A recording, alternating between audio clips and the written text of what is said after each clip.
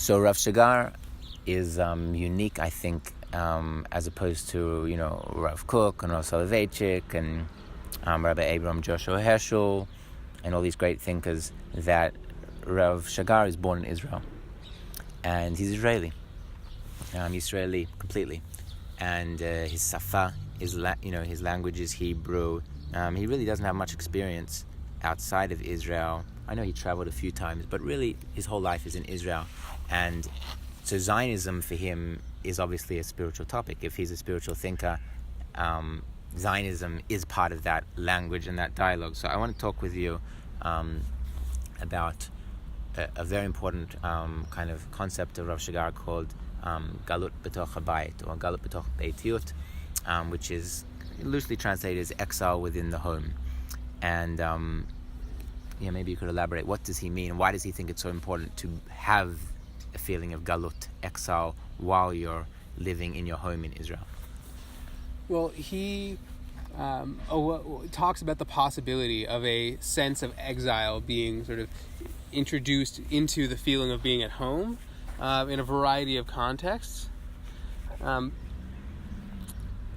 the basic importance of it is the sort of sense of distance it gives you from the home, not an ultimate distance and that all pervasive, that you no longer feel at home at all, but the ability to be aware of difference. When you feel at home, you blend in with the scenery.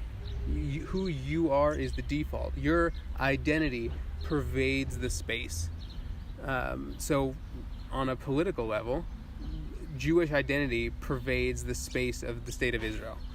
And the ability to introduce a sense of exile into that is the ability to recognize maybe the space is not identical with me, and maybe the space could be shared. And that also means sort of just internally to religious Zionism, to Judaism, when he talks about education and the ability to recognize that the students I'm educating might come out differently from me. They may not share my identity, and that my identity is not ultimate and determinative of the space around me, and the space of Judaism, the space of Torah, and things like that. Galut, when I read Rav Shagar, B'Yomahu, his book on, Yom Ha'atzmaut, Yom Yerushalayim, there's Yom HaZikaron in there, Yom HaShoah. It's an amazing, I think it's one of my favorite books, if not the favorite, just because he's so personal in it, and there's so many relevant ideas. Maybe because he's Israeli, it's so personal. But when I read that book, I get this very strong sense that Galut B'toch Beitiyut, exile within the home, means the following: that there were all these thinkers, and the truth is, all the Jewish people for thousands of years, when we were outside of Israel, they were obsessed, passionate, yearning to come back to Israel. And there was this really, you don't take for granted Israel because you're not in Israel. And he feels like when you're at your bayit, which is what you were just saying, when you're in your home, when you live in Israel, you take things for granted, and Israel no longer has that kesser, that magic to it, and he misses that, even though he isn't born outside of Israel. When he reads texts from people like Franz Rosenzweig is one of the texts he uses a lot, who are so excited about Israel, and he says, why don't I have that? Why don't my friends have that? So I guess one of the meanings of Galut B'toch Beitiyut is, how can I live in Israel and not take it for granted? And the Galut represents finding a way to kind of remember what it was like not living in Israel. And like, let's say for you and I who are Olim, I think it's quite easy for us to appreciate Israel because we grew up in Galut. We grew up, I'm from Australia, from America. And so it's easier for us to feel like I brought my Galut personality into Israel, and that actually is what makes Israel so special to me. But a person who's born in Israel, how do they create Galut B'toch Habayit? How would they create that sense? Do they have to leave physically? Like, what do you think Rav Shagar would say? How do they create? Do they have to read texts that were written outside of Israel? How do they create the feeling of excitement that is contained in Galut?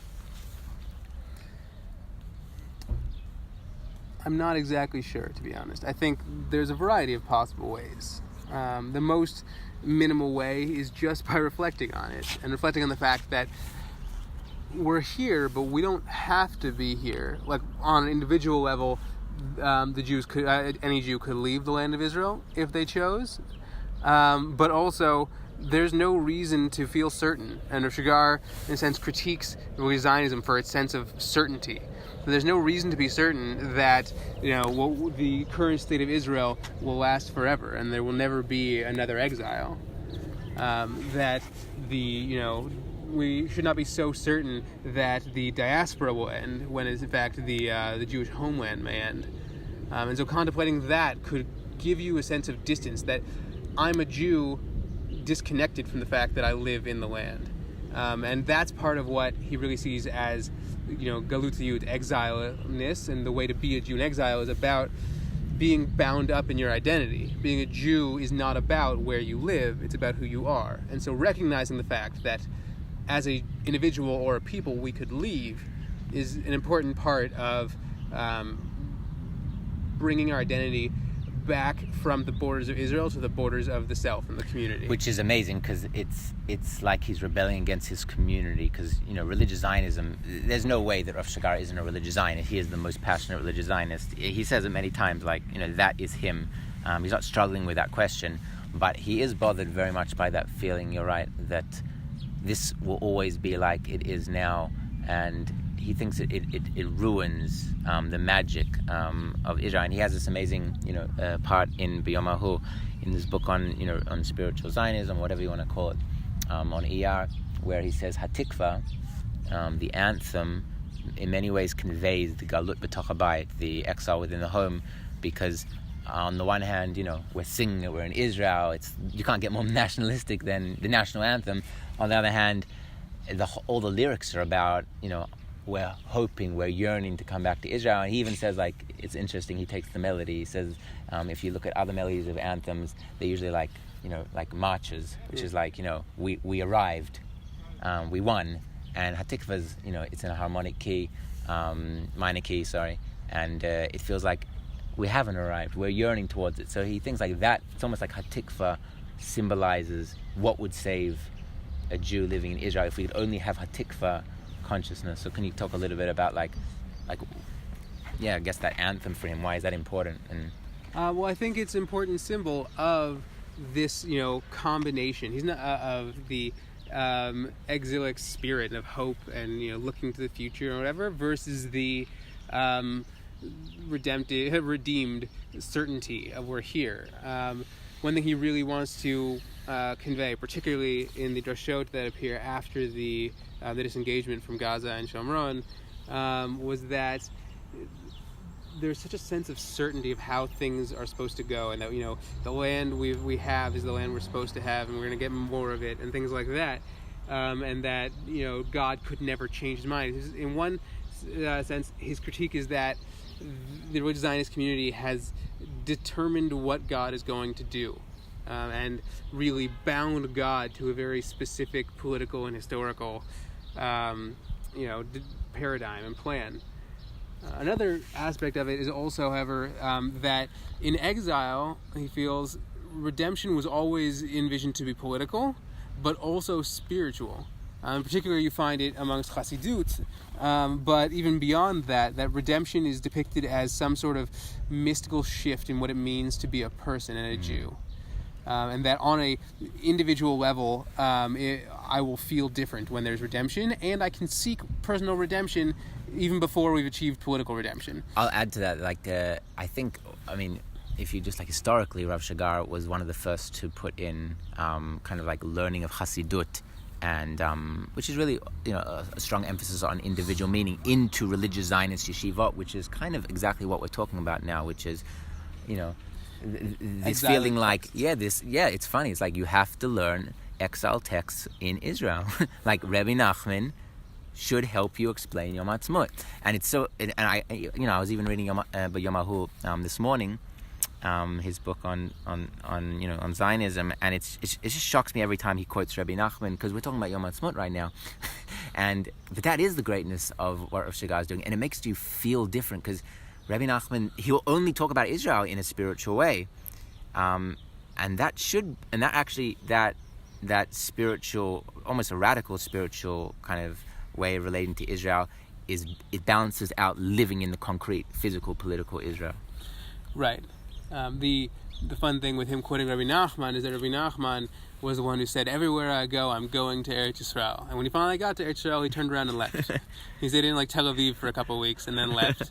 And that, in a sense, Rabbi Nachman, particularly in his texts, if not in the historical person, I'm not interested in debating the historical person, but he carries a sense of being on the way to Israel rather than living in Israel.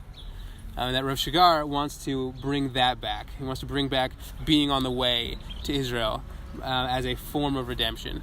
So maybe another, like a very practical way to kind of experience what Rav Shagar is saying, getting the galut, the exile within home, is learning these texts that were written by people who never lived in Israel, who always dreamed of living in Israel. Like, one example is Herzl.